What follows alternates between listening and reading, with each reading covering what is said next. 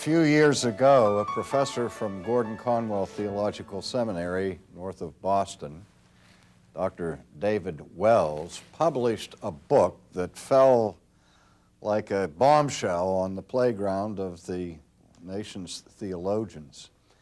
And the name of the book was No Place for Truth. Now, the subtitle, I think, is significant, as he wrote in the subtitle, Whatever Happened to Evangelical Theology.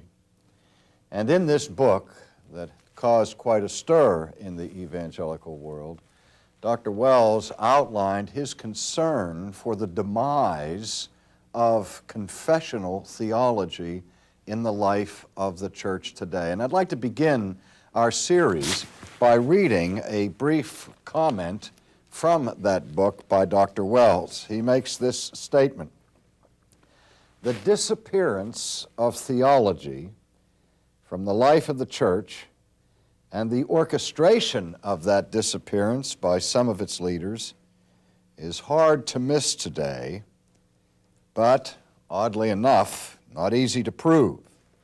It is hard to miss in the evangelical world, in the vacuous worship that is so prevalent, for example, in the shift from God to the self as the central focus of faith, in the psychologized preaching that follows this shift, in the erosion of its conviction, in its strident pragmatism, in its inability to think incisively about the culture, and in its reveling in the irrational."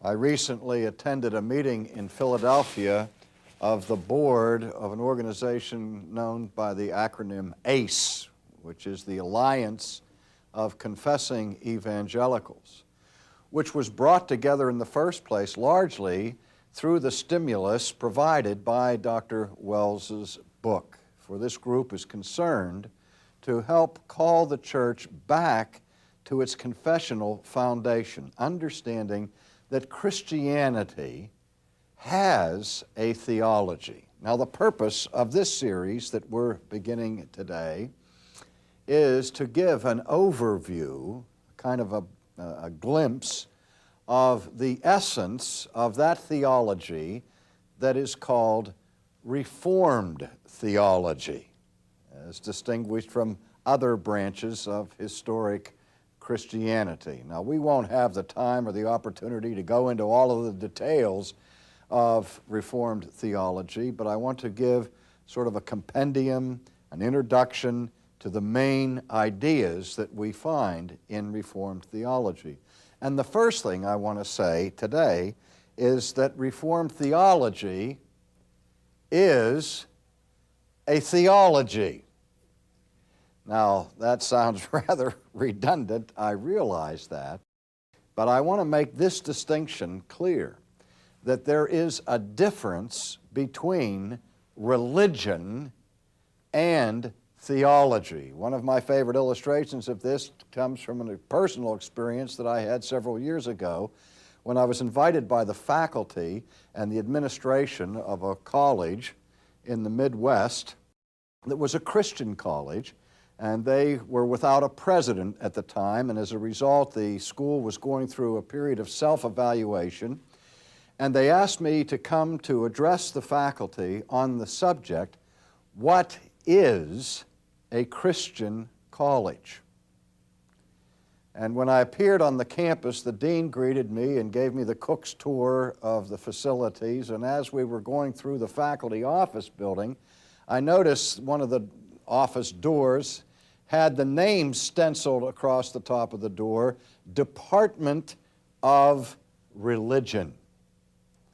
And I didn't say anything, I just sort of filed it back in my mind for a few moments, and then later on that evening, as I addressed the faculty on the question, what is a Christian college, before I began my message, I asked them a question. I said, I noticed this afternoon that you have here at this institution a Department of Religion. And my question is, has this department always been called the Department of Religion? And there was an elderly professor in the back of the room who raised his hand, and he said, "No, it used to be called the Department of Theology. But we changed it about 30 years ago to the Department of Religion." And I said, "Well, why did you change it?" And he didn't know. And I asked the rest of the faculty, and they began to guess why they changed it. They said, "Well, maybe to make it easier for our students to transfer their academic credits from our institution to other universities," and so on. But I took off on that point to address the question, what is a Christian college, or what is Christian education? And I reminded my colleagues that evening that there is a profound difference between the study of religion and the study of theology. Now, for those who are watching this presentation, I have put on my blackboard a brief diagram where I distinguish between two approaches to the question of faith. One I call God-centered, and the other I call man-centered. And the illustration that I use here has a circle with the word theology in it, and a line coming underneath it to a subcircle which says anthropology. And the purpose of my diagram is to show that in a God-centered approach to faith, the discipline or the study of humanity, the science of anthropology, is subsumed under the science of theology. This reflects something of the way in which university courses were structured in the Middle Ages, when it was said that theology was the queen of the sciences.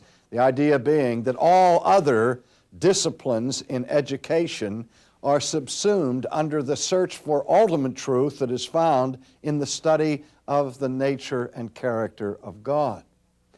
And it assumed that the study of humanity was always to be pursued in light of our understanding of God. Since man is created by God and that we are the image bearers of God, to have a proper understanding of what it means to be human, we have to first study the prototype rather than looking at the reflection of that. And then below the center line, I have the man-centered approach to things, indicated by a circle that reads anthropology, and then under that is a smaller circle that says religion. If we go to secular universities today and study religion, usually that study will take place in the context of the Department of Sociology or of Anthropology. And the difference is this: the study of theology is the study of God Himself, first and foremost. The study of religion is the study of a particular type of human behavior. We notice that there are all kinds of religions in the world. And when people are involved in religion, they're involved in certain characteristic things like prayer and worship and sacrifice and singing and devotions and that sort of thing, all of which belong to the trappings of human religion. And when we study religion from a human perspective, we are examining how people who have certain beliefs about the supernatural behave in their personal lives and in their cultic lives.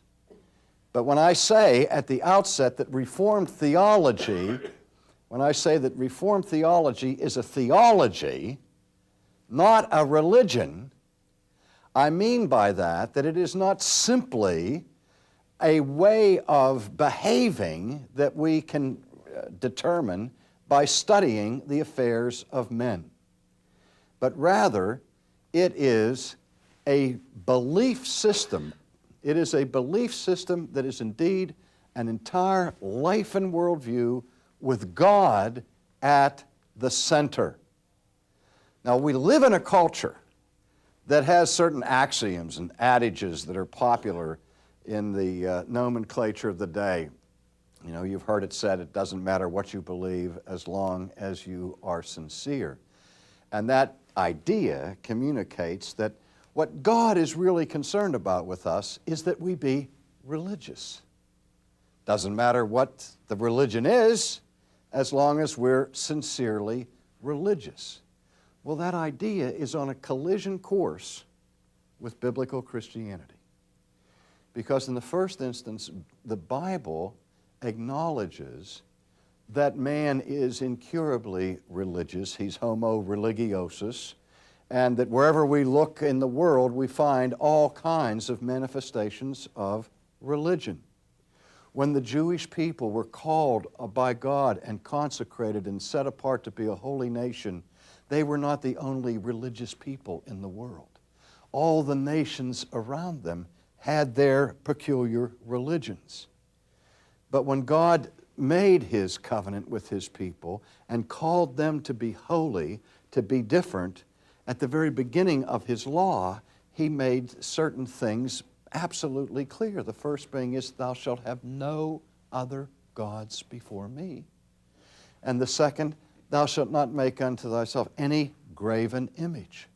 At the very beginning of the Old Testament covenant at Sinai was an emphasis on faith that was to be different from other religions. A faith that would be focused and centered on the character of God Himself. Now we know what happened very early in the history of Israel in the Old Testament. We recently had a conference in Orlando on the essentials of the Christian faith, where I called attention to an incident that is recorded for us in the 32nd chapter of the book of Exodus. And I'll read a part of this episode to you, beginning at verse 17. We read this: Now when Joshua heard the noise of the people as they shouted, he said to Moses, there is a noise of war in the camp. It is not the noise of the shout of victory, nor the noise of the cry of defeat, but the sound of singing that I hear. Now imagine this scenario. Moses is just now returning from Mount Sinai. He has been alone with God, conversing with God, as it were, face to face. And when he comes down from the mountain, he meets Joshua. And Joshua comes to Moses and he says, I hear this loud noise coming from the camp. And Joshua's first instinct was to guess that there was some kind of war going on, because you don't hear this kind of whooping and hollering and shouting from a mass of people except on the field of combat. But as he drew closer, he said, wait a minute, it's not the sound of victory. It's not the sound of defeat. It's the sound of singing that I hear. And he realized that he was approaching the whole assembly of the people of Israel as they were gathered for religious observations, singing lustily in their celebration of their religion. But it was a celebration that centered on a golden calf. A golden calf that the people had imposed and begged the high priest Aaron to make for them, that they could have a God like all of the other nations, a God that was tangible, a God they could see, a God that was contemporary, a God that was relevant, a God they could get excited about. And the first high priest, consecrated by God Himself, acceded to these demands from the people and built them a golden calf. Now, in the meantime, while this was going on, and initially, Moses, you recall, had been on Sinai in a relationship with God. And God knew what was going on at the foot of the mountain. Moses didn't. Listen to what God says to Moses in verse 7. And the Lord said to Moses, "Go, get down, for your people whom you brought out of the land of Egypt have corrupted themselves. They have turned aside quickly out of the way which I commanded them. And they have made themselves a molded calf, and worshipped it, and sacrificed to it. And they said, 'This is your God, O Israel, that brought you out of the land of Egypt.' And the Lord said to Moses, 'I have seen this people, and indeed it is a stiff-necked people. Now therefore let me alone, that my wrath may burn hot against them, and I will consume them.'" Now the people were engaged in religion. But the religion they were celebrating was a religion that had a theology of this world, a theology that distorted and corrupted the very character of God, a theology that moved away from true and honorable worship of God to the worship of creaturely, man-made things. And God said to Moses, "Look at this. They're worshiping this calf. And they're saying, 'This is the God who brought us out of the land of Egypt.' As if that calf made by their own hands could have delivered them from anything. They prayed to the calf, they offered worships and sacrifices to this calf, and the calf was deaf, the calf was dumb, it couldn't see anything, it couldn't do anything, it was not omnipotent but impotent. But it was a substitute for the living God." Now in the first chapter of Romans, the Apostle Paul says that God has revealed Himself through the things that are made so clearly and so manifestly that everyone in this world knows the eternal power and deity of God. And yet the primary sin of the human race is to take that knowledge of God and to push it down, to do what the Apostle says in Romans, to suppress the truth and hold it in unrighteousness, and then exchange that truth for a lie and serve the creature rather than the Creator. The exchange is between the uncorruptible, transcendent, holy God who is for the corruption of creaturely things. In other words, friends, the most basic sin that we, not just pagans in far-off Aborigine lands or in primitive tribes commit, but that we commit, is the besetting sin, the proclivity for idolatry. And idolatry involves religion. But even the Christian religion can be idolatrous. When we strip God of His true attributes and place at the center of our worship something other than God Himself. Now, if we're going to look at the essence of Reformed theology, I have to say to you that the most strict focus of Reformed theology is on theology, on the knowledge of the true God. We live in a day when people say theology doesn't matter. This is what David Wells was decrying in his book, No Place for Truth. What counts is feeling good, being ministered unto in our psychological needs, having a place where we can feel the warmth and of fellowship and have a sense of belonging and of relevance. And theology is something that divides, something that stirs up controversy and debates. We don't need doctrine, we're told. We need life.